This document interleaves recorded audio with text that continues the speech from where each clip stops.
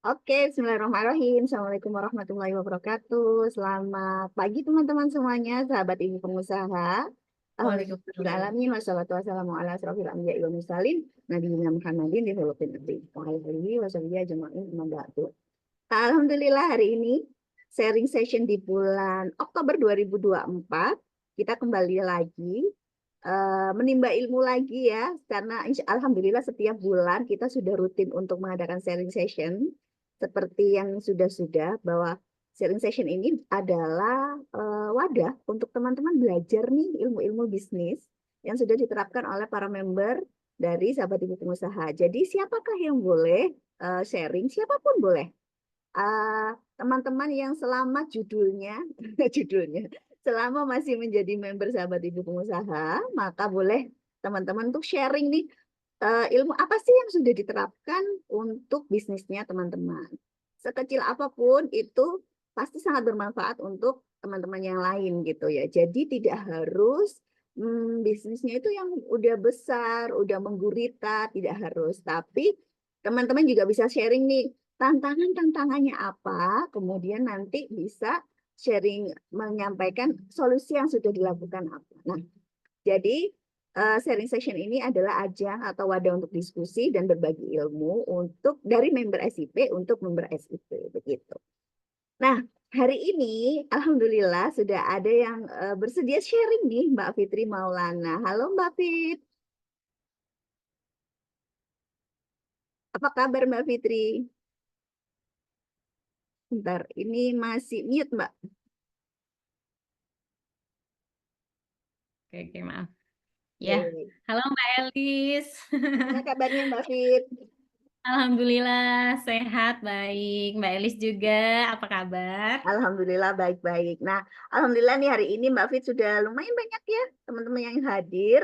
Teman-teman boleh nanti selama Mbak Fitri menjelaskan boleh off cam, karena off cam atau on cam boleh sih. Kalau mau on cam boleh silahkan, karena kita rencananya kan tadi mau live streaming ternyata nggak bisa nih. Saya record dulu, nanti saya akan me-upload ke YouTube. Nah, kita lanjut nih Mbak Fitri, saya mau share ini dulu apa namanya? eh profilnya Mbak Fitri. Nah, sambil sambil ngobrol-ngobrol. Siap, siap, siap. Bentar ya.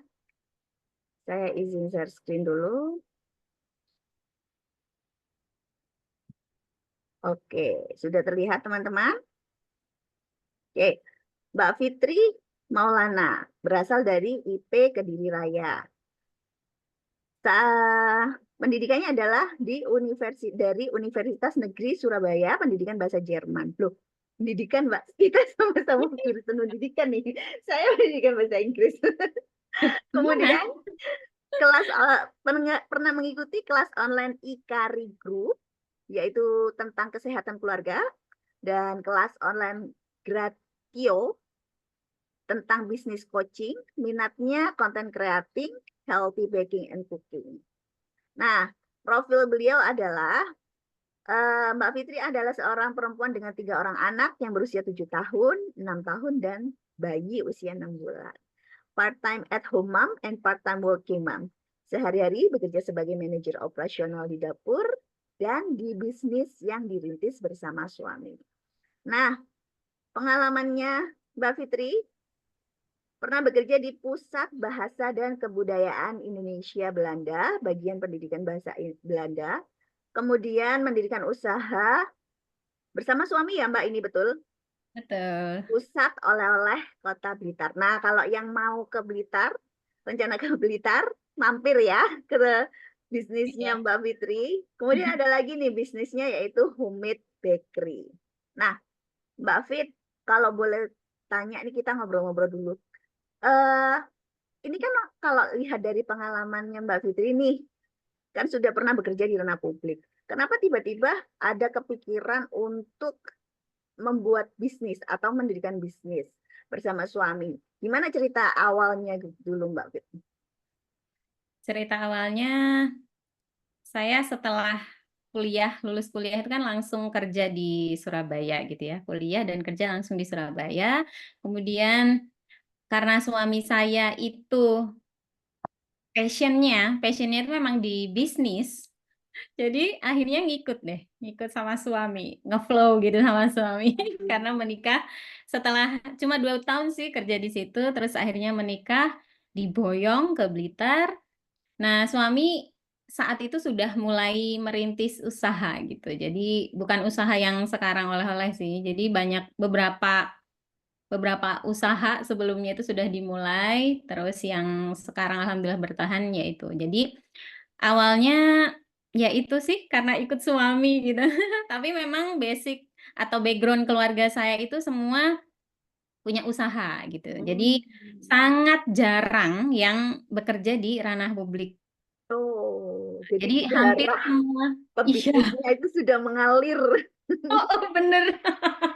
Jadi sebelum, eh, oh ya setelah kerja di Pusat Bahasa itu saya sempat vakum gitu, sempat resign ya sebelum menikah itu 6 bulan kalau nggak salah. Nah itu juga saya mulai usaha kecil-kecilan gitu.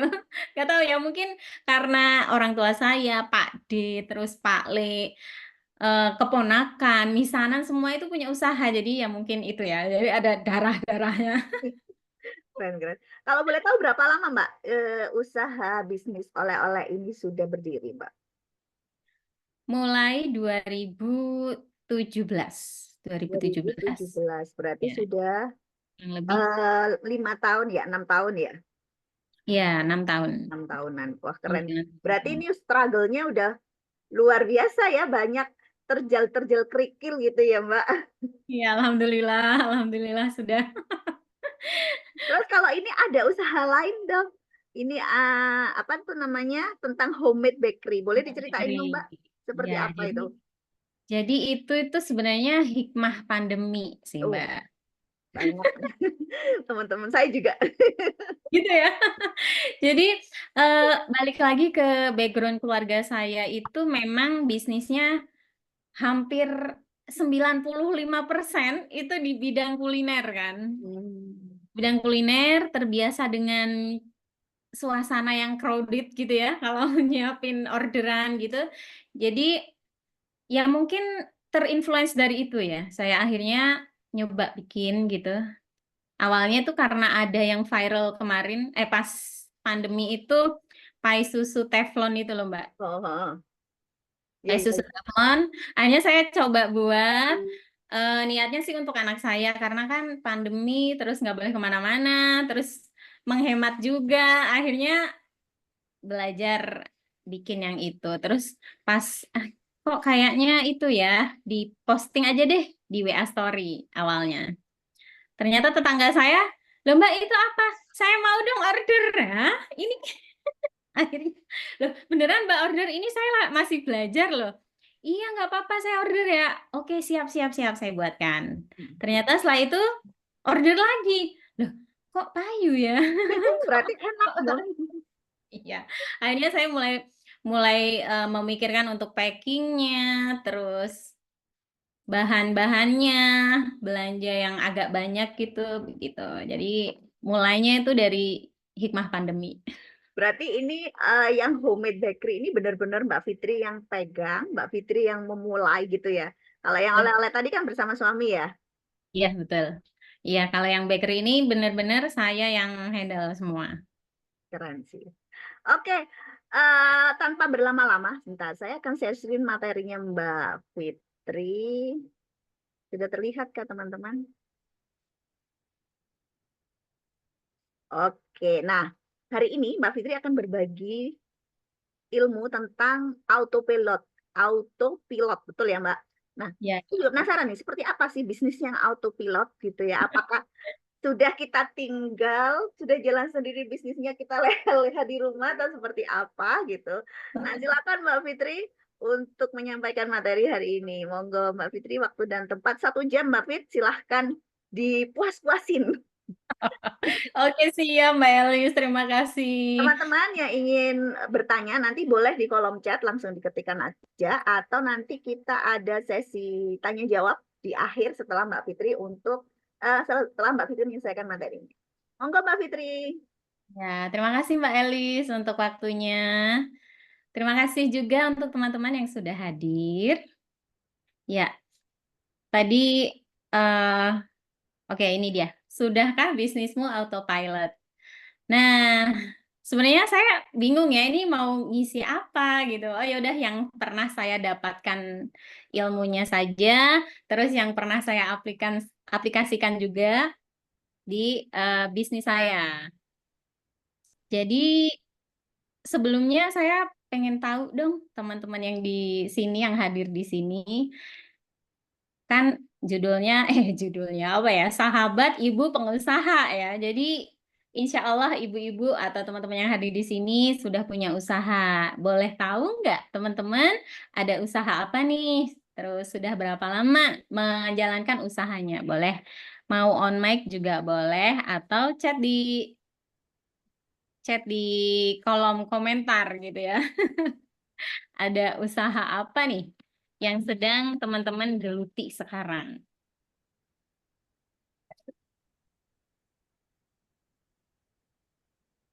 Adakah yang sama seperti saya?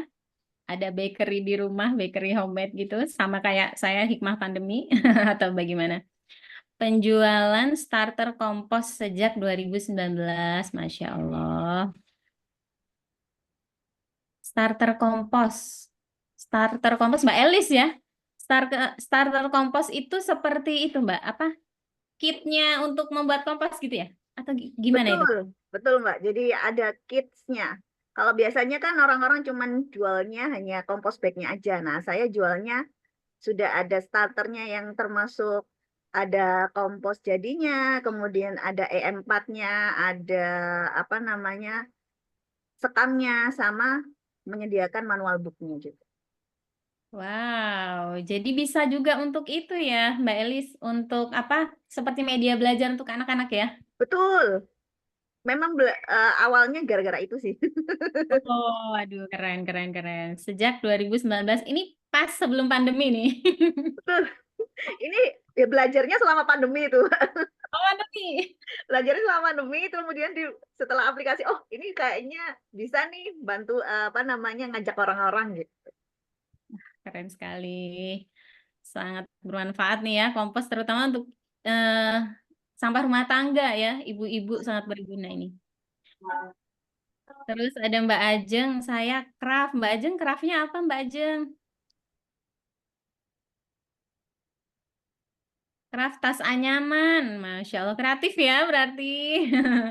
Karya apa? Dulu kalau di sekolah, kalau dulu sekolah SD itu kan sering ya membuat prakarya gitu, anyaman-anyaman gitu saya ingat sekali. Keren kalau bisa sampai dijadikan untuk usaha ya.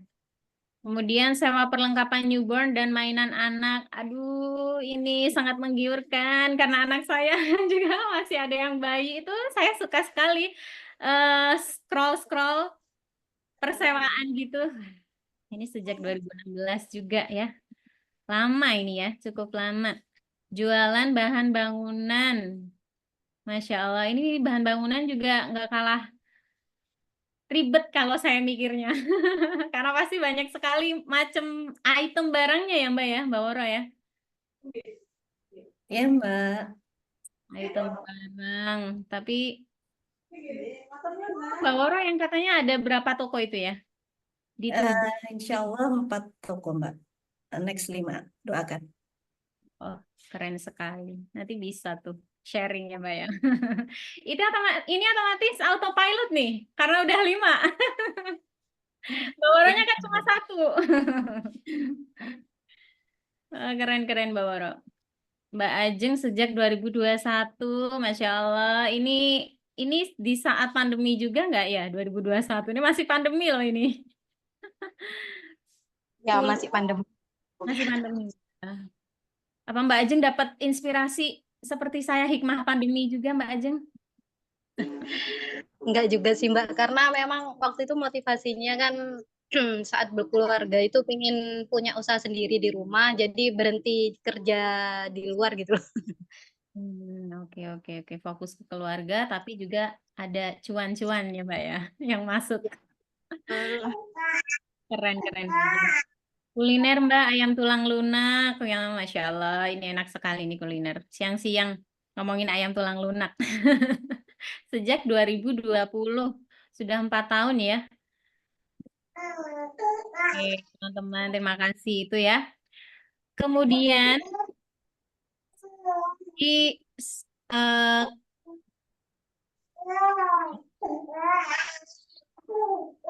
ini teman-teman sudah sharing ya, ada usahanya kuliner, kemudian toko bangunan, ada kit untuk media belajar juga, kompos ya, keren-keren.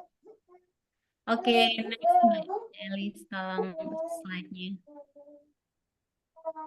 Nah, ini dia, tayangan Johnny the Great Yao Man. Jadi sebenarnya eh, ini saya dapat dari channel YouTube-nya Coach Yohanes K. Pauli yang pada saat itu pernah saya ikuti juga kelasnya. Menurut saya ini videonya keren sih. Jadi saya izin untuk share juga di sini. Saya izin share ya Mbak.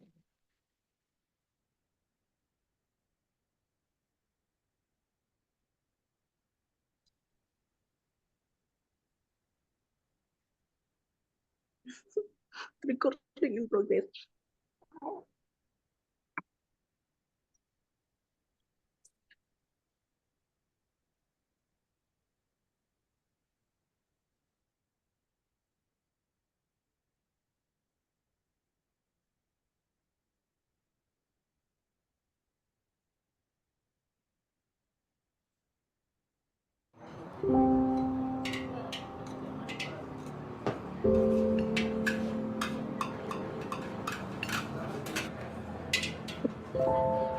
Nama gue Johnny. Bisnis gue ya restoran ini. Gue kerja keras bangun bisnis ini. Berharap bisa meningkatkan taraf kehidupan keluarga gue. Memang capek banget sih. Dan sering makan hati lagi sama karyawan.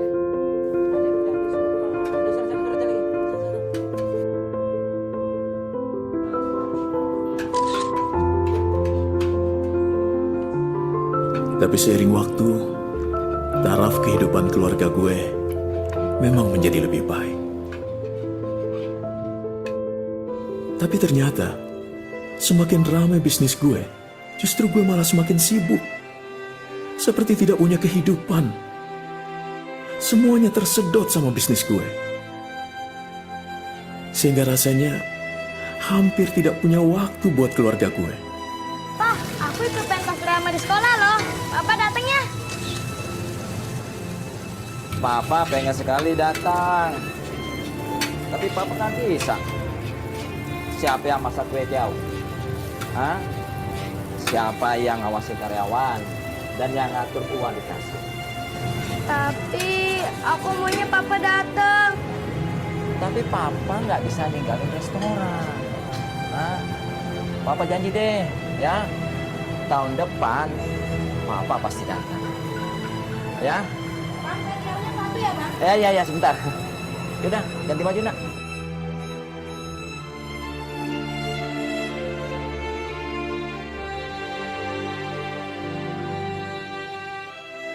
Capek banget rasanya.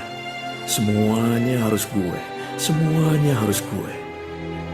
Sering gue bertanya, memang harus begini ya kalau punya bisnis sendiri?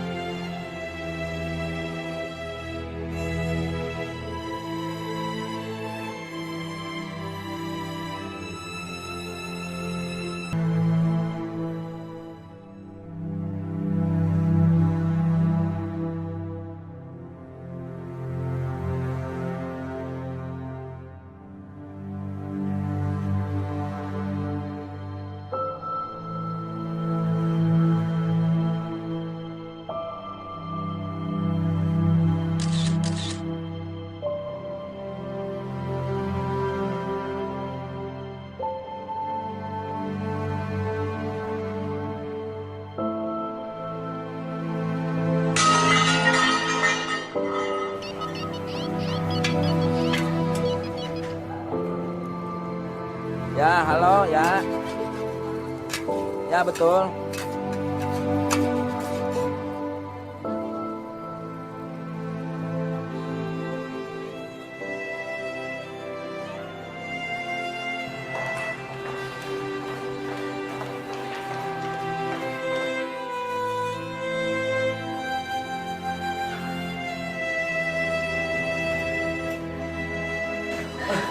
Bagaimana keadaan anak saya, Dok? Iya, Dok. Anak Bapak dan Ibu mengalami overdosis dan sudah tidak bisa tertolong lagi. Maaf.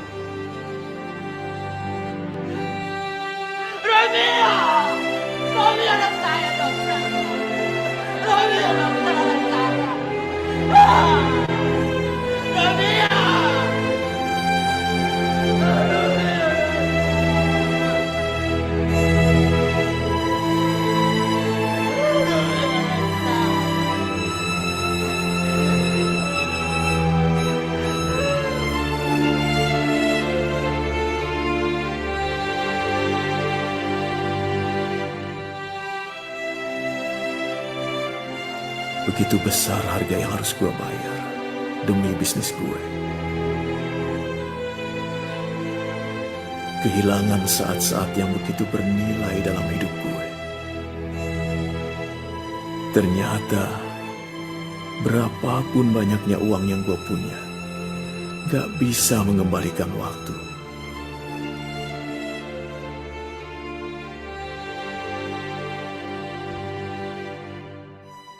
Ini bukan hidup yang gue mau.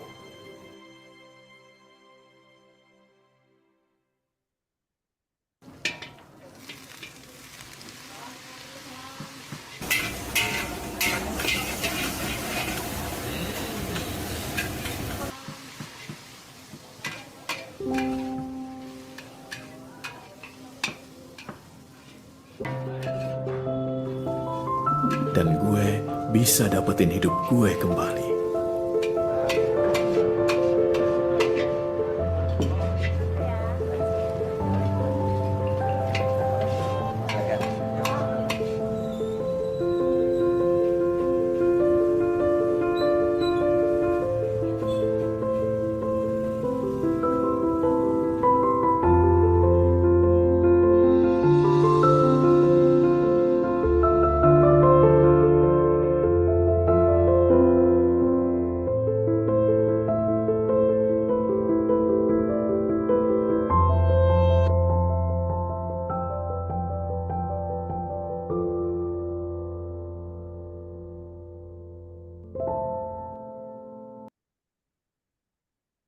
Oke, itu tadi video yang eh, menginspirasi saya.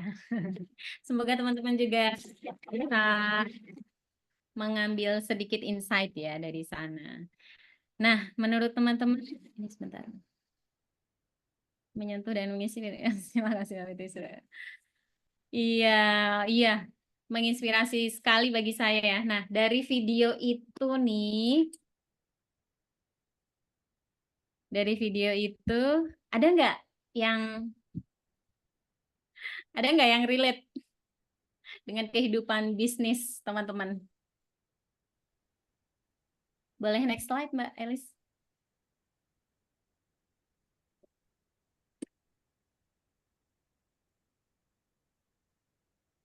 Boleh kalau mau langsung on mic teman-teman atau mau diketikkan boleh. Silakan. Mungkin punya bisnis tapi sibuk sendiri, kayak Johnny the Kway Teow Man itu tadi. Beliau kan masak sendiri, bagian istrinya itu bagian kasirnya juga istrinya sendiri gitu. Apakah teman-teman juga mengalami hal serupa? Single fighter. Single fighter betul, Superman ya. Superman. Apakah teman-teman juga ya, boleh. Apakah teman-teman juga nih sudah kewalahan usahanya sendiri, repot sendiri, tapi ragu mau hire karyawan, takutnya ini, takut itu gitu. Apakah teman-teman juga merasakan hal serupa. Karena saya merasakan hal itu memang di awal-awal bisnis, di awal-awal memulai usaha, jadi sebelum memulai usaha itu menggebu-gebu ya. Duh, saya pengen punya usaha nih. Kayaknya lebih enak. Eh, waktunya pengen istirahat ya tutup gitu. Pengen buka ya buka. Profitnya kita bisa atur gitu ya. Ternyata setelah diberi oleh Tuhan rizki yang melimpah gitu misalkannya dari usaha itu, akhirnya kita kewalahan sendiri malahan. Nah, kalau udah kewalahan seperti ini, kepikiran kan untuk gimana kalau hire karyawan gitu, mungkin untuk membantu usaha kita. Tapi kadang juga ada yang takut sih, nanti kalau karyawannya nggak kooperatif gimana, nanti kalau kinerjanya nggak sesuai harapan gimana gitu. Oke, jadi kalau teman-teman di sini nih usahanya seperti yang tadi Mbak siapa ya, Mbak Woro bilang single fighter, itu berarti Superman atau Superwoman. Adakah yang masih jadi Superwoman di sini, teman-teman? Nggak apa-apa, itu bagian dari proses ya, bagian dari kita akan next level gitu. Yang penting kita tetap berprogres. Jangan lupa upgrade ilmu, upgrade skill juga. Next, Mbak.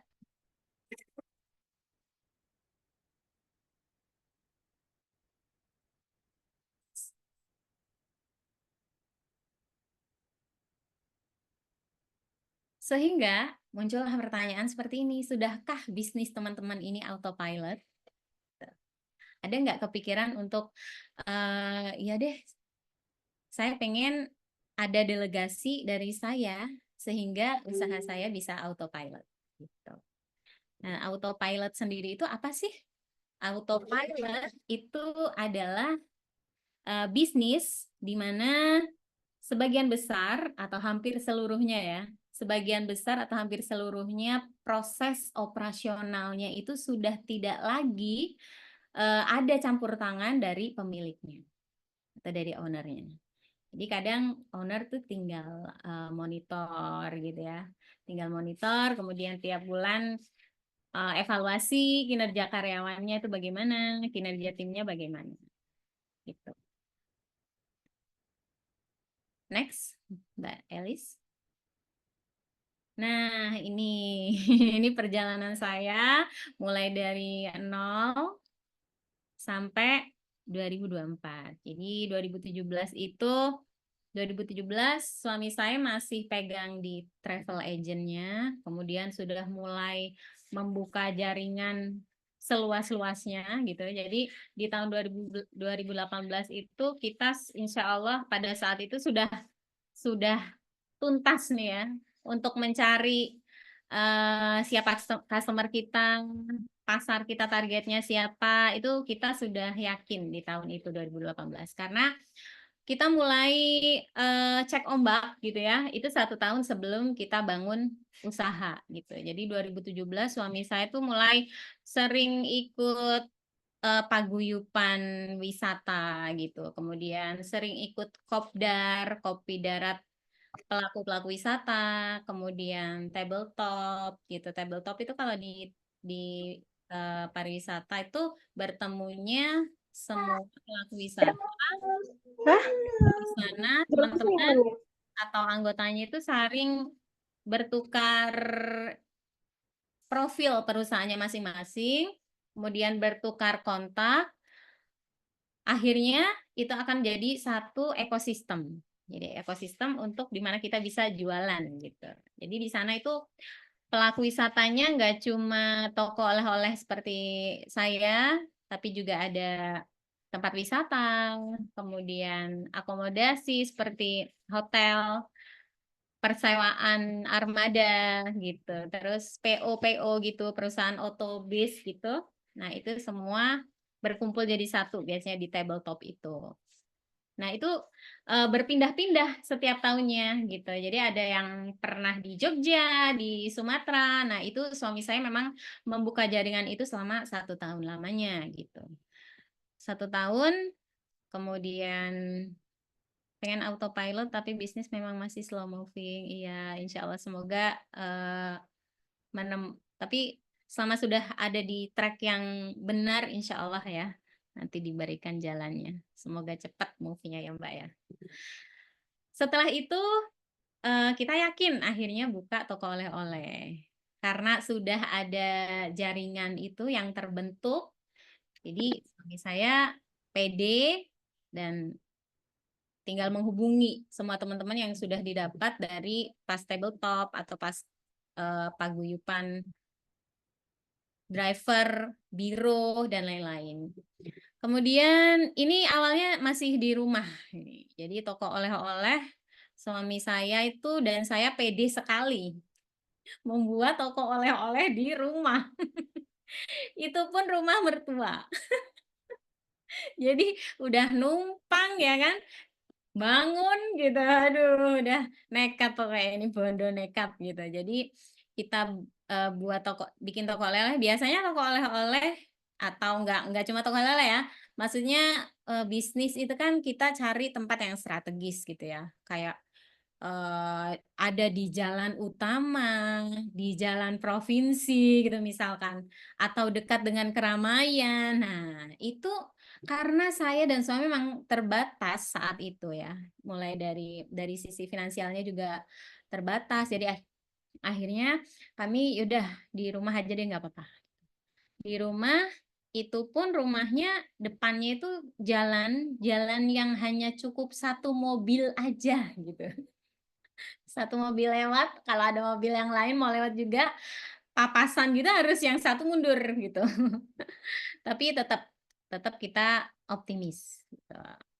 Akhirnya karena semakin lama kita juga nggak hanya membangun ekosistemnya itu eh, offline ya, kita juga online juga memanfaatkan Google Business, kita juga manfaatkan sehingga alhamdulillah trafficnya itu bagus, respon pasarnya juga bagus, lalu kita pindah ke lokasi yang lebih baik gitu ya. Jadi parkir seperti untuk elef atau bis medium itu bisa masuk jadi kita pindah ke lokasi dan qadarullah pada saat itu di 2019 dengan kenekatan saya dan suami gitu ya udah ayo kita pindah deh gitu. Akhirnya pindah dan baru aja 9 bulan nih seperti ibu mengandung 9 bulan baru aja kita pindah di lokasi baru ini, datanglah pandemi. Padahal di situ saat itu semua tabungan ya karena trafficnya itu pas bagus-bagusnya. Pas bagus-bagusnya akhirnya saya dan suami itu sepakat untuk oke, karena Blitar ini kan ada makam Bung Karno. Nah, itu jadi nilai plus bagi Kota Blitar ya, Kota Kabupaten Blitar ini untuk jadi tujuan wisata nasional. Bahkan internasional juga gitu karena ada makam Bung Karno.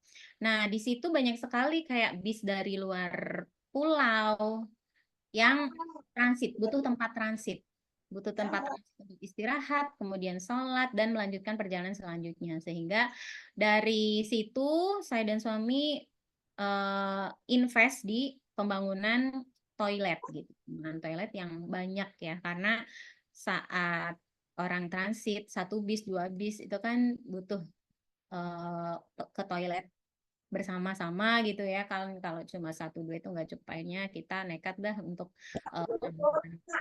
kita kumpulkan selama kemarin tuh untuk invest toilet yang pertama, kemudian musola. Nah, mulai kita datang sampai oh ya. Nah, setelah itu kan keadaan uang habis nih ya, keadaan uang tabungan udah menipis sekali ini. Datanglah pandemi. Nah, di saat itu pula kami benar-benar jatuh, benar-benar down, benar-benar minus bahkan. Karena kan kita Untuk biaya operasional dan lain-lain itu bahkan kita minus di saat pandemi. Tahun 2020, lalu tahun 2021 akhirnya saat pandemi itu akhirnya saya dan suami kembali lagi ke rumah mertua yang numpang itu tadi. Jadi kalau bahasa Jawanya itu balik kucing gitu katanya. Jadi kembali lagi dan datanglah hikmah. Saya membuat bakery hikmah pandemi, dan alhamdulillah masih jalan sampai sekarang. Kalau yang bakery ini masih saya teruskan, walaupun ini juga naik turun sih, kayak orderan pas ada cuma kadang seminggu itu cuma ada orderan 1, 2 gitu, tapi tetap saya pertahankan gitu karena ini sangat membantu kami di saat pandemi. Jadi ini jadi pemasukan utama pada saat itu. Dan karena suami itu passionnya memang di marketing ya, marketing sales gitu. Akhirnya suami saya yang bantu nyales barang dagangan saya ya, jajan itu tadi bakery. Dan ya alhamdulillah respon pasar juga pada saat itu bagus sekali. Itu suami sangat support, akhirnya ya saya pertahankan sampai sekarang gitu. Kemudian di tahun 2022 itu angin segar mulai ya. Seperti lockdown, kemudian jaga jarak, itu kan sudah mulai longgar. Mungkin juga orang-orang itu udah sumpek ya di rumah selama 2 tahun pandemi itu, akhirnya pengen healing-healing dan langsung pecah telur. Pecah telurnya itu rombongan wisatawan tuh banyak banget di 2022 itu. Bahkan omset saya itu melebihi pas sebelum pandemi pada saat ini. Karena ya itu tadi mungkin orang-orang butuh healing ya, karena sudah 2 tahun tuh bosen di rumah terus gitu. Akhirnya berjalan lagi toko oleh-oleh saya. Jadi yang sebelumnya ada di tahun 2019 di lokasi yang ini, itu saya kembali lagi ke rumah. Rak-rak yang ada di toko sebelumnya itu saya angkat, usungi lagi ke rumah. Jadi seperti nomaden gitu usaha saya. Lalu alhamdulillahnya diberi amanah untuk tambah cabang gitu. Jadi ya dari sinilah saya mulai kewalahan, mulai semua saya urus sendiri dengan suami. Kemudian kayaknya ini butuh, kalau sebelumnya itu kan toko langsung supplier itu di drop di toko langsung. Nah karena saya merasa kayaknya nggak bagus juga ya seperti itu, campur antara toko dengan pergudangan gitu. Akhirnya saya putuskan untuk pisah. Sehingga saya punya head office gitu setelah itu. Head office-nya saya buat di rumah juga. Nah, karena mulai kewalahan itu tadi, jadilah ini kayaknya ada deh, pasti ada ilmunya nih. Gimana caranya gitu. Akhirnya nggak tahu dapat dari mana, tiba-tiba datanglah iklan ya, sponsor gitu lewat medsos bahwa ada kelas bisnis gitu. Nah, wah ini saya nggak pernah nih ikut kayak gini. Dan memang bukan passion saya lebih suka cooking, baking, seperti itu ya di bidang kuliner gitu. Karena background keluarga saya memang kuliner semua gitu. Jadi saya juga terpengaruh di alam bawah sadar saya ya memang menyenangkan baking dan cooking itu. Sehingga bayangan untuk marketing, sales, kayak gitu-gitu itu nggak ada sama sekali. Lalu karena dengan suami saya jadi katut lah. Jadi saya belajar sedikit banyak dari suami saya, lalu saya memutuskan untuk upgrade ilmu. Upgrade ilmunya di itu tadi, bisnis coaching ya. Bisnis coaching. Nah, di tahun 2018 itu juga saya saya udah punya 2 karyawan. 2 karyawan itu saya dengan suami maksudnya. Jadi pemiliknya iya, jadi karyawannya iya, gitu. Pokoknya superwoman dan superman pokoknya. Kalau kata suami saya, wes koyok bakul bakso. Maksudnya gini. Maksudnya kalau bakul bakso yang bawa rombong didorong itu gerobak kan semuanya beliau ya. Semuanya itu yang menyiapkan mulai mangkok, dikasih bumbu, baksonya dituang, dia sampai bayar, sampai cuci piring itu kan apa pemiliknya ya kan. Nah, kata suami saya kayaknya kita udah harus itu deh, udah harus ganti ganti strategi nih. Akhirnya ya itu, saya diutus oleh suami saya untuk ikut coaching bisnis coaching kelas.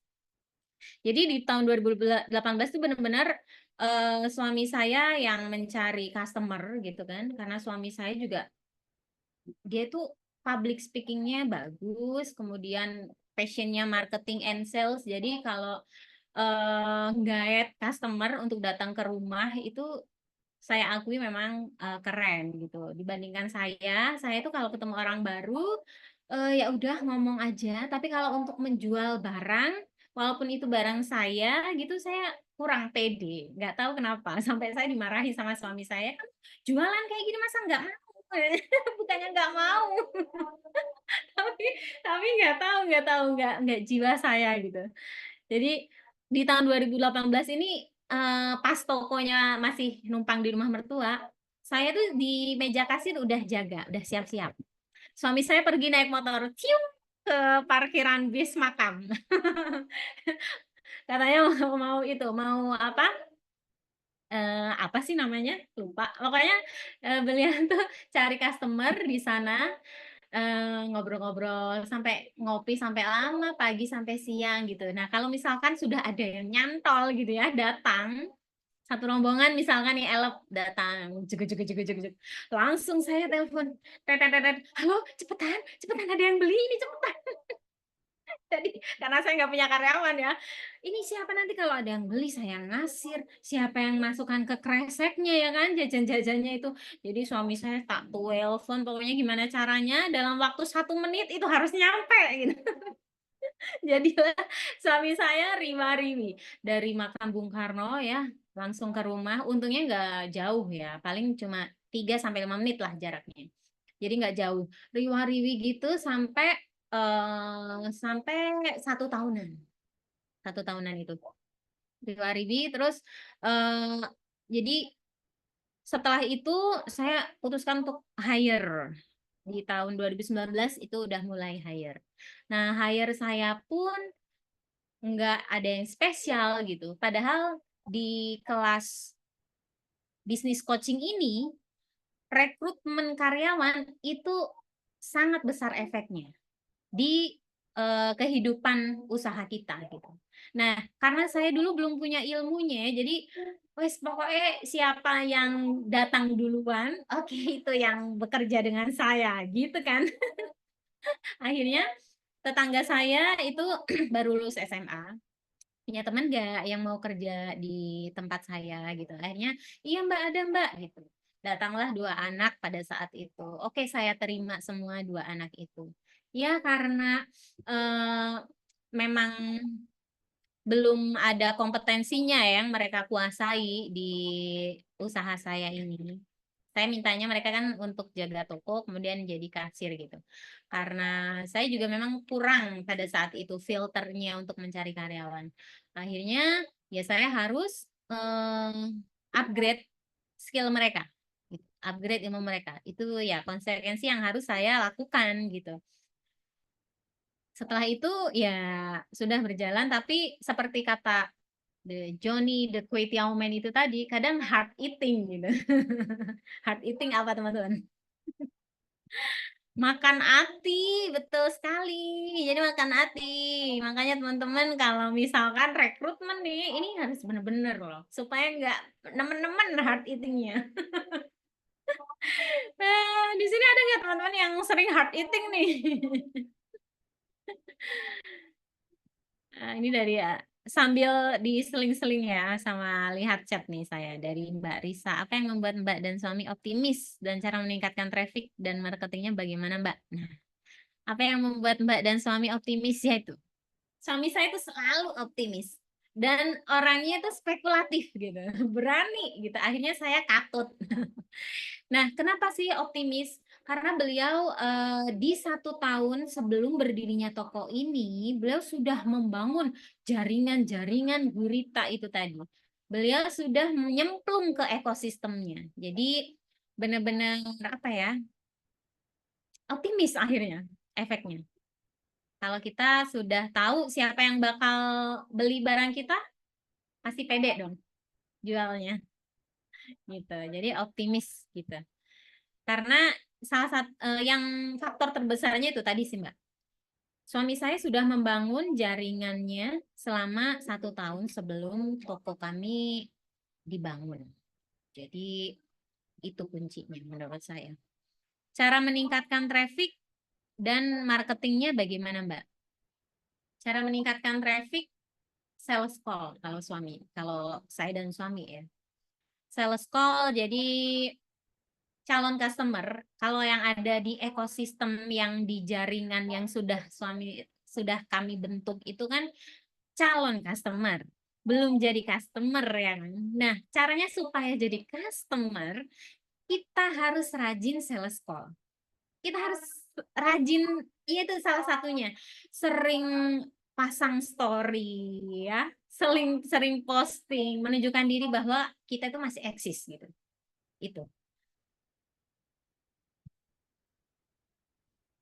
Nah, itu tadi kita membicarakan karyawan ya. Jadi rekrutmen itu memang penting sekali sih. Nah, di sini di tahun 2023 kemarin itu baru saya mendapatkan hidayah untuk upgrade skill. Kalau misalkan karena nggak kewalahan, karena ngeflow aja, ngalir aja gitu, mungkin saya terlalu enak di zona nyaman dan saya nggak upgrade skill saya. Nah, karena itu ada tantangan itu, kerikil-kerikil itu akhirnya saya harus nih upgrade ilmu untuk membuat usaha saya lebih baik lagi. Kemudian di 2024 barulah saya menerapkan ilmu baru yang saya dapatkan itu di saat coaching kelas itu. Next Mbak Elis. Nah, ini dia kalau teman-teman bisa membayangkan. Jadi depan rumah ini adalah gang kecil di mana itu cuma cukup 1 mobil aja. 1 mobil. Nah, di sini itu kalau ada mobil mau lewat itu harus salah satu ngalah. Mundur, salah satunya mundur baru bisa lewat. Kemudian kalau yang ada gambar bisnya itu sebenarnya belakangnya adalah gang menuju rumah saya. Nah, di situ deh betapa sungkannya saya dan suami gitu kalau misalkan ada bis parkir berlama-lama gitu kan, selain mengganggu traffic ya, mengganggu lalu lintas pertama, terus kedua juga polusi udara ya dari knalpotnya, polusi suara gitu. Akhirnya gimana caranya ini pindah. Akhirnya setelah pandemi itu kita pindah lagi, keluar lagi. Dan alhamdulillah semoga di tempat yang terakhir ini sudah menjadi final ya, tempatnya udah di situ aja deh gitu. Nah, begini. Cuma ini saya minta ke suami fotonya kok nggak itu. Jadi saya belum cantumkan ya yang terbaru gitu. Next, Mbak Elis. Nah, strategi apa sih yang dipakai gitu ya supaya bisnis teman-teman itu bisa profitable dan autopilot gitu ya. Jadi teman-teman nggak usah nih harus ada di tempat usahanya teman-teman gitu. Tapi usaha tetap jalan. Seperti jargonnya kan ini, bisnisnya jalan, ownernya jalan-jalan gitu. Ya nggak? Pengennya kan gitu ya. Nanti Mbak Elis bisa nih tinggal ke Blitar, terus ada komunitas mana lagi di Jogja gitu. Hayu aja, usaha di belakang deh jalan. Ya kan, nah gitu. Ini strateginya yang saya dapat ya, yaitu 4 kaki meja. Sebenarnya ini cuma analogi sih. Strateginya itu ya ada berapa gitu, 1, 2, 3, 4, 5, 6, 7 gitu. Cuma untuk mempermudah kita mengingat, jadi 4 kaki meja. Gitu. Next. Ini dia hal-hal penting ya agar bisnis kita itu bisa autopilot. Kalau udah autopilot, insya Allah sih sebelumnya udah profitable duluan ya. Jadi maksudnya udah profit, udah proper gitu ya, bisa nih autopilot gitu. Nah ini dia 4 kaki meja. Jadi kaki yang pertama itu ada di leads creation. Ini yang saya leads creation ini lebih ke marketing gitu. Jadi menciptakan atau mengumpulkan semua data atau semua kontak atau apapun itu yang berkaitan dengan customer. Jadi kita pertama itu menciptakan dulu nih atau mengumpulkan dulu nih berapa banyak calon customer, berapa banyak orang yang tertarik dengan barang kita misalkan, dengan bisnis kita. Nah ini kita harus menguasai ini. Menguasai marketing. Baru nanti kalau sudah leads creation kita sudah berdiri tegak, lanjut kita ke kaki selanjutnya, yaitu leads conversion. Leads conversion ini dari leads creation itu kan calon customer. Ke leads conversion, ke leads conversion yaitu mengubah calon customer menjadi customer. Kadang kan saat kita menawarkan barang, orang itu ya untuk tahu dulu gitu, pengenalan produk kita. Itu kan calon customer ya. Belum tentu kan mereka langsung beli gitu.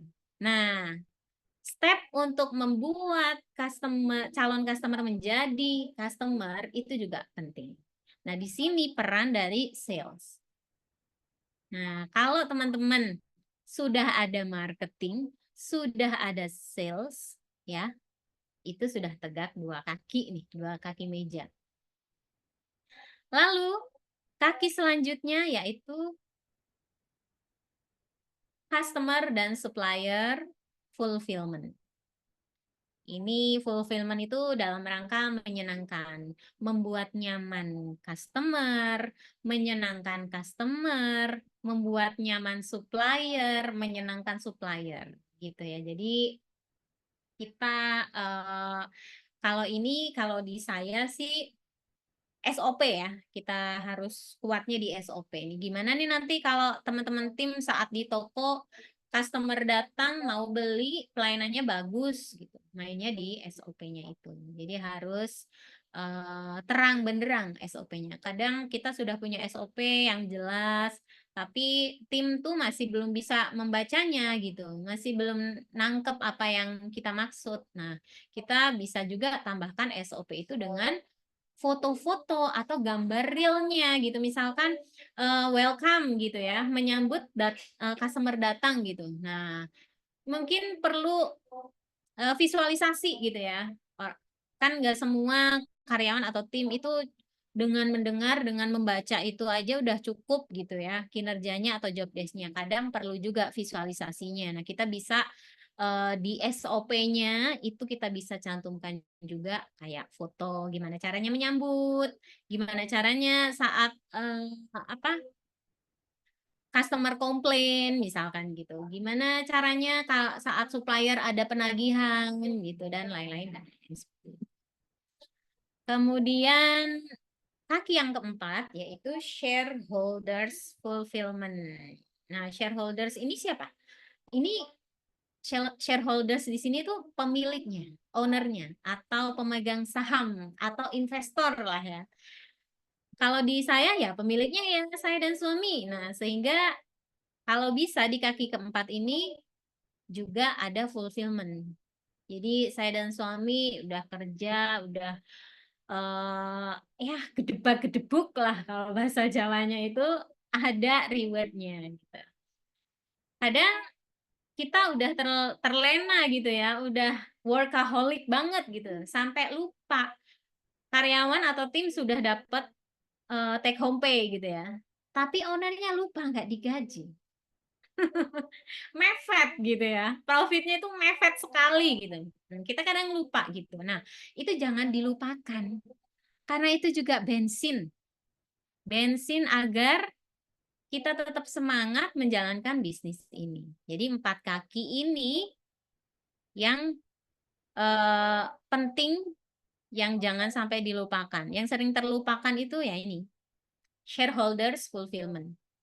Jadi merasa pokoknya dapur ngebul, udah bisa masak ya, udah anak-anak udah bekal itu udah aman, terus kopi, gula, suami misalkan yang ngerokok itu udah aman, ya udah. Nah, padahal yang lain-lain itu belum terhitung. Nah, itu kadang kita lupa, terlenanya itu di situ. Merasa owner sudah cukup gitu, padahal owner juga harus dapat lebih bahkan.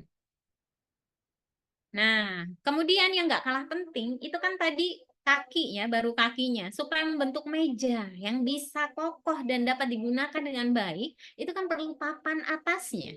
Nah, papan atasnya itu apa sih? Papan atasnya itu ada team creation, conversion, and fulfillment. Sama. Jadi nggak cuma customer atau supplier aja yang harus kita penuhi fulfillment-nya gitu. Tapi tim juga iya. Di sini ada team creation. Nah, ini sempat saya singgung tadi. Team creation ini adalah tahap rekrutmen. Di mana kalau kita salah merekrut karyawan atau tim, maka awal bencana. Karena apa tadi? Kita akan hard eating, ya kan? Makan hati gitu. Karena ini saya sudah alami. Karena saya kurang ilmu gitu ya, kurang ilmu, jadi ya pokoknya rekrutmen ada yang datang alhamdulillah.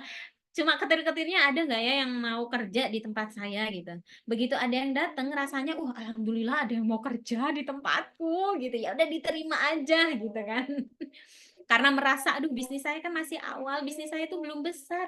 Bisnis saya loh omsetnya baru sekian. Aduh, nggak pede saya mau hire karyawan gitu kan. Nah, padahal kalau tahu triknya, kalau tahu caranya, orang-orang pasti berbondong-bondong kok ke tempat atau ke usaha teman-teman gitu. Nah, ini memang ada strateginya, ada cara praktisnya gitu. Nah, yang penting itu ya untuk atapnya ini, team creation. Dimana kita, aku pengen nanya lagi. Iya, boleh nanya lagi, boleh Mbak Risa.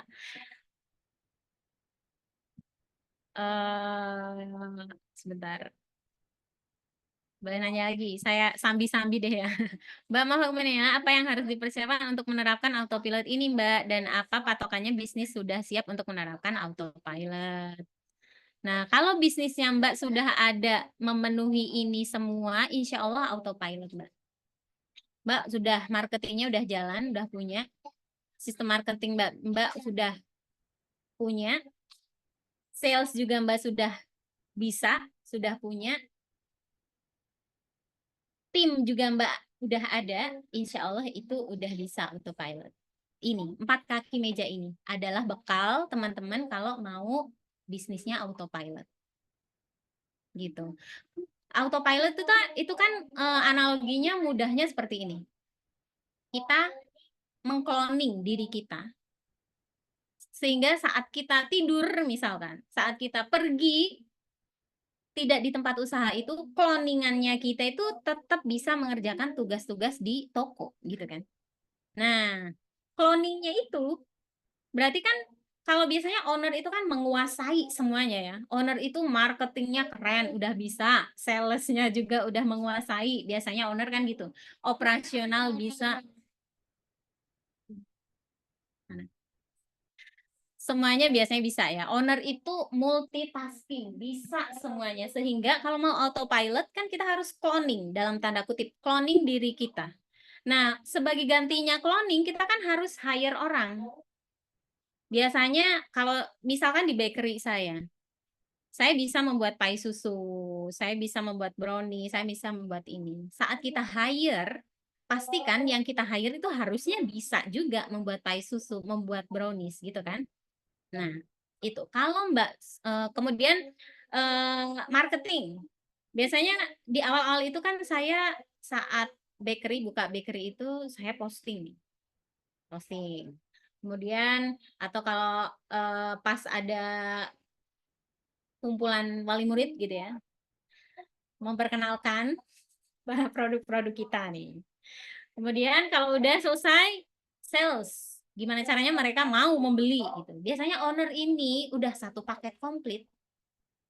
Owner ini satu paket komplit, kerennya.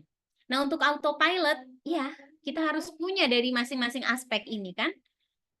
Sayangnya kalau misalkan kita hire satu orang, itu dijamin nggak bakal 100% sama dengan kita. Sehingga kita butuh banyak aspek. Yang sama marketingnya, ya yang sama kemampuan salesnya dengan saya, siapa nih? A misalkan. Kan cuma si A ini apakah bisa produksi juga? Belum tentu. Kadang nggak bisa juga. Sehingga butuh kita hire lagi untuk tim produksi misalnya gitu. Nah, jadi ini memang bekalnya. Kita harus sudah menguasai marketing, salesnya, customer-nya juga kita senangkan hatinya gitu ya, supaya sustainable, mereka akan datang lagi ke kita, datang lagi dan lagi. Dan jangan lupa juga ini, tim. Bahwa saat kita punya tim yang bagus, super tim, kalau kita punya super tim, kita nggak usah lagi jadi Superman gitu. Kita nggak usah lagi jadi Superwoman gitu ya. Itulah kenapa kalau misalkan teman-teman sudah nih kaki mejanya marketing udah oke jalan gitu ya. Udah punya strategi misalkan digital marketing. Misalkan nanti kita pasang ads gitu ya. Misalkan teman-teman udah punya. Oke, itu autopilot yang di bidang marketing tuh. Nah, untuk operasionalnya kita kan butuh.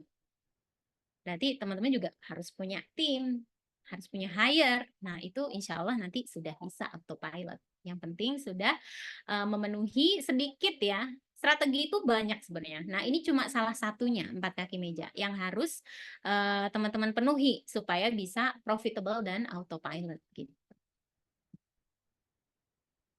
Nah, ini dia tim creation, kembali lagi ke yang tim creation ya. Jadi di mana saat kita bagus merekrutnya, itu adalah awal dari kita bisa autopilot juga nih.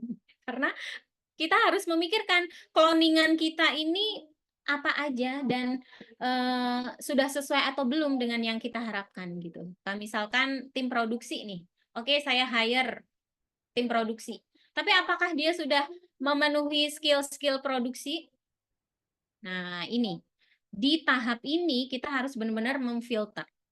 Kalau sudah selesai tim conversion ya kan, mereka udah pada masuk nih, lowongan udah pada masuk, udah segini banyaknya ya, mereka mau melamar pekerjaan ya udah segini banyaknya dokumen gitu ya, langsunglah kita filter di sini tim conversion. Jadi kita filter, kita harus benar-benar filter. Kalau di saya pada saat belum punya ilmunya, ya nggak usah filter. Filternya itu ya, itu alhamdulillah ada yang mau melamar di tempat saya kan. Akhirnya semua masuk. Semua masuk.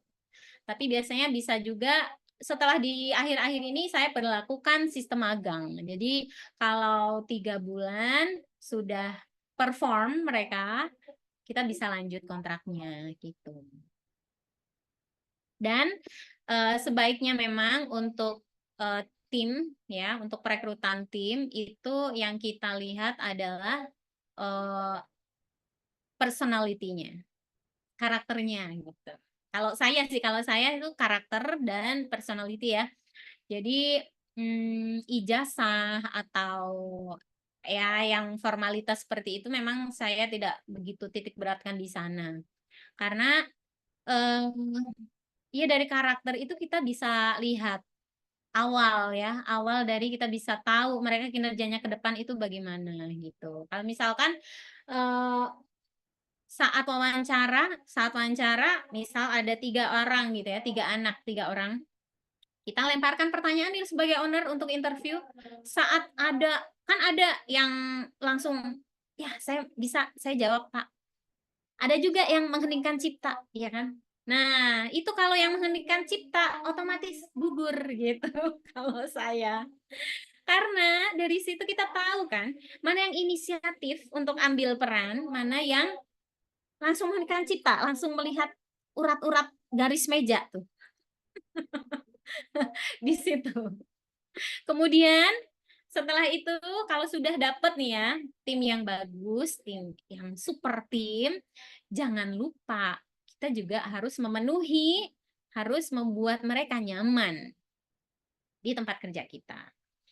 Menyenangkan ya, memenuhi rasa nyamannya, memenuhi rasa ya yang pokoknya berangkat kerja tuh mereka nggak bad mood gitu loh. Berangkat kerja tuh mereka happy gitu. Nah, kita juga harus memastikan tempat kerja kita yang kita ciptakan itu ramah, nyaman gitu ya untuk teman-teman timnya. Kan biasanya dibalik.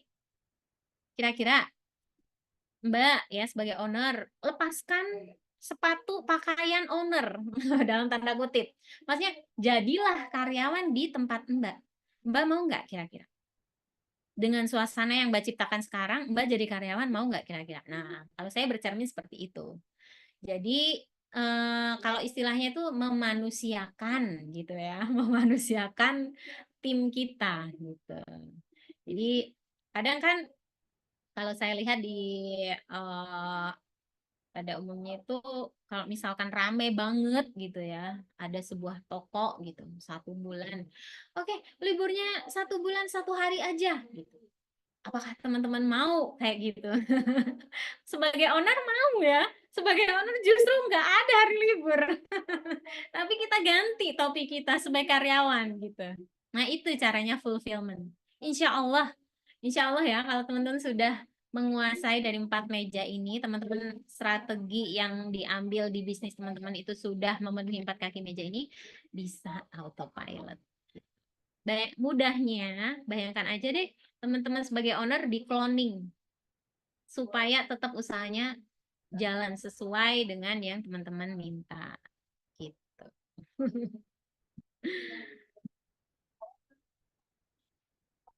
Begitu Mbak Elis dari saya. Insya Allah sudah cukup untuk materinya. Terima kasih Mbak Fit. Tadi udah jawab pertanyaan teman-teman ya. Keren sih. Saya dari ini baru belajar loh tentang teori 4 meja. Jadi 4 kaki meja. 4 kaki meja ini berarti kalau saya simpulkan 4 itu adalah satu calon customer atau calon pelanggan, kemudian yang harus kita penuhi rasa penasaran tentang bisnis kita gitu ya Mbak ya. Kemudian pelanggan kita harus jamu seperti apa. Lalu tim kita yang memang bekerja untuk kita, bekerja untuk bisnis kita. Lalu yang keempat, ini yang nggak kalah penting yang biasanya lupa. Fulfillment untuk ownernya, betul ya Mbak? Shareholdernya ya. Nah ini, kalau biasanya itu memang ini sering yang selalu menjadi topik nih pada saat Power Your Brand juga gitu. Jangan lupa ya ibu-ibu yang owner yang sudah jadi owner jangan lupa untuk menggaji diri sendiri gitu. Nah, itu yang selalu Ini nggak tahu penjelasannya. Nah, saya izin. Oke. Nah, baik teman-teman, mungkin ada yang mau bertanya tentang materi kita hari ini yang autopilot itu tadi 4 kaki meja, wah keren sih. Nanti kita bisa jadi topik diskusi nih lebih lanjut juga. Ada yang mau bertanya? Oke, kalau belum saya mau bertanya. Mbak, kalau misalkan kita menerapkan 4 kaki meja nih ya, ini berarti untuk bisnis yang memang sudah berjalan, kemudian kita sudah ada customer tetap, atau memang bisa nggak sih diterapkan untuk teman-teman yang memang masih bisnisnya masih sedang struggle nih Mbak, misalkan baru 2 tahun dan up and down penjualannya gitu, bisa nggak sih Mbak?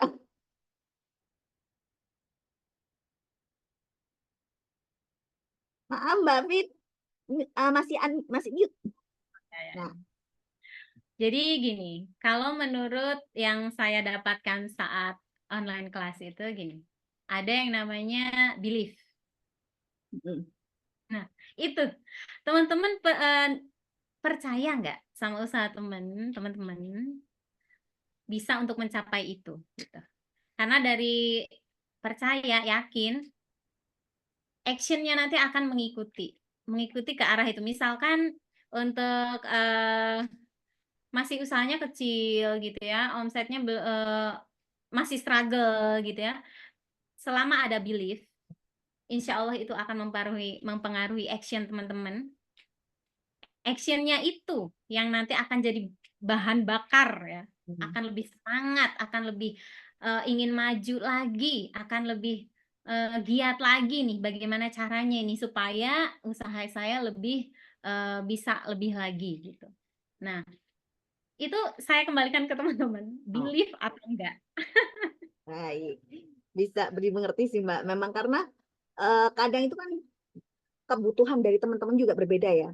Nah, saya memahami ini dari kemarin itu juga ada yang bertanya, ya gimana ya kalau autopilot, berarti saya kemarin udah kepikiran gini, autopilot berarti saya udah punya karyawan dong ya. Sedangkan saya masih single fighter gitu.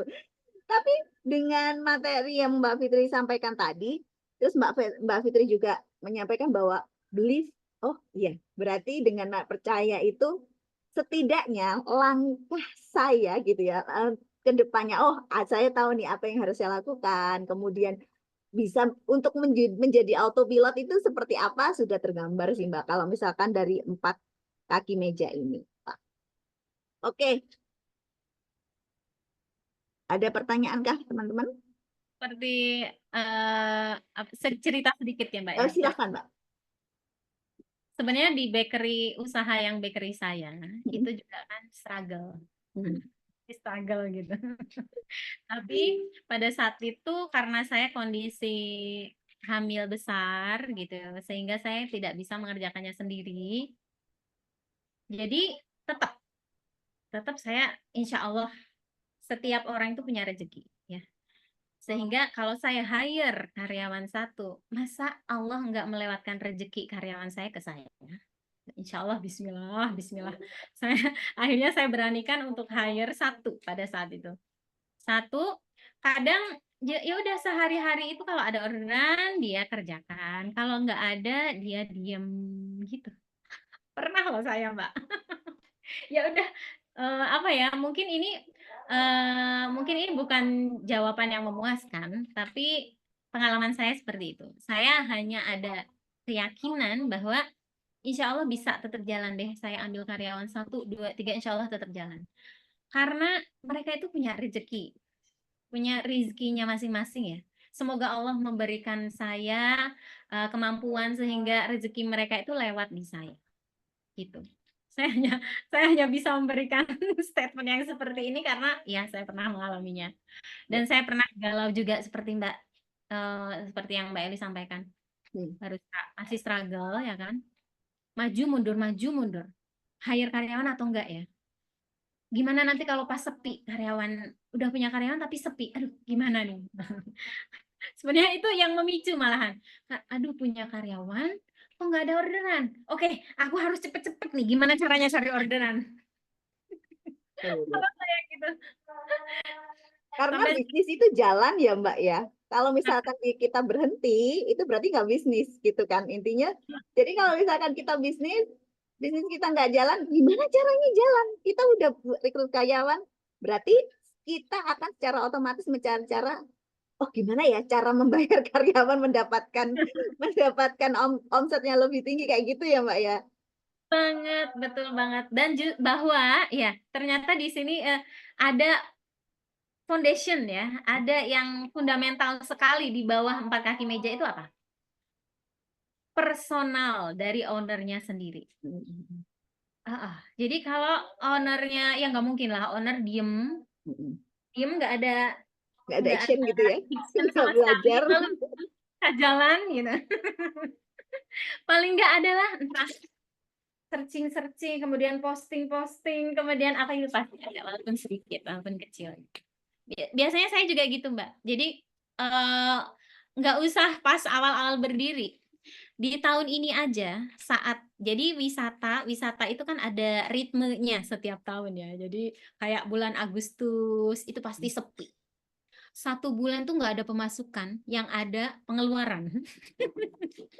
Nah itu saya dan suami gimana mikir, gimana ini caranya karyawan tetap ada gajian ya, sebagai trust-nya mereka ke kita. Padahal nggak ada pemasukan sama sekali. Ya udah saya setiap hari posting konten. Dari situ alhamdulillah ada jalan. Sedikit-sedikit walaupun sedikit itu ada jalan insya Allah. Oke. Sip. Baik, Mbak Fitri. Jadi teman-teman, intinya tuh yang teman-teman seperti saya nih yang bisnisnya masih struggle, tetap terus bergerak, tetap terus berjalan karena memang belajar untuk bisnis itu nggak cuman di sales aja ya Mbak. Ternyata tidak hanya berjualan itu ya nggak kita punya barang langsung dijual, nggak gitu. Ada yang namanya yang sudah pernah kita pelajari ya, seperti mapping bisnis kita seperti apa, mengenali customer seperti apa, kemudian kalau udah berkembang lagi nih, pengelola keuangannya gimana gitu. Jadi kita sebagai business owner nggak boleh diam, nggak boleh hanya ya udah liatin aja, nggak dong. Kita harus tetap belajar dan bergerak terus. Oke, Mbak Fit, sudah jam 11.26 nih. Bukan statement terakhir ya, pesan untuk teman-teman nih, silahkan. Pesan untuk teman-teman apa ya? Pokoknya tetap berproses, tetap jalan, ya. Seberat apapun itu, usaha itu kalau kita usaha ya, walaupun ada kompetitor banyak, yang akan tetap eksis itu yang tetap bertahan. Walaupun ada yang sepi, ada kala sepinya, ada kala ramenya, teman-teman harus tetap berjalan. Entah itu orderan seminggu cuma ada satu bulan cuma ada satu, tunjukkan eksistensi teman-teman. Itu yang bertahan membuat usaha-usaha legendaris itu kan gitu ya. Mereka bertahan dari mulai nggak ada orderan, rame, terus sepi lagi, mereka selalu bertahan. Pokoknya kalaupun sepi itu teman-teman tetap rajin posting aja, misalkan dari itu ya di medsos gitu ya, supaya mempertahankan eksistensi teman-teman gitu. Oke, terima kasih. Eksistensi bisnis kita harus tetap ditunjukkan teman-teman. Gitu, kalau katanya Mbak Fitri. Baik, teman-teman, apa ada yang mau disampaikan yang lain? Baik, kalau tidak ada, saya ucapkan terima kasih banyak kepada Mbak Fitri yang sudah berbagi ilmunya hari ini. Insya Allah sangat bermanfaat sekali nih bagi teman-teman. Mungkin kalau saya meminjam katanya Bu Septi, mungkin saat ini kita tidak bisa atau tidak memahami nih materinya. Tapi karena kita sudah pernah lewat, suatu hari nanti itu pasti kita akan ingat, oh saya pernah dapat ini nih, nanti kita pelajari lagi. Begitu, jadi nggak apa-apa, kalau memang belum paham atau belum bisa menerapkan saat ini, tetap aja kita pelajari, karena suatu hari nanti kita pasti akan membutuhkan. Kata Bu Septi seperti itu. Terima kasih kepada teman-teman juga yang sudah hadir. Wah, Masya Allah banyak ya, lumayan. Alhamdulillah. Terima kasih sekali lagi, nantikan sharing session kita bulan depan. Siapa yang mau sharing silahkan menghubungi Mbak Ana, Mbak Rahma atau admin dari Sahabat Pengusaha. Nanti apapun materinya, nanti kita akan diskusi bareng dulu seperti apa, kemudian mau menyampaikan apa, begitu. Jadi jangan berkecil hati walaupun bisnisnya belum sebesar Mbak Fitri nih, tapi kita tetap bisa sharing apapun itu. Gitu. Terima kasih teman-teman dan Mbak Fitri. Saya akhiri, alhamdulillahirabbil alamin. Sharing session kita hari ini berjalan sangat lancar dengan materi yang keren, dengan pemateri yang keren, dan juga peserta yang keren. Terima kasih sekali lagi. Assalamualaikum warahmatullahi wabarakatuh. Mohon maaf jika ada salah kata. Saya izin untuk end record.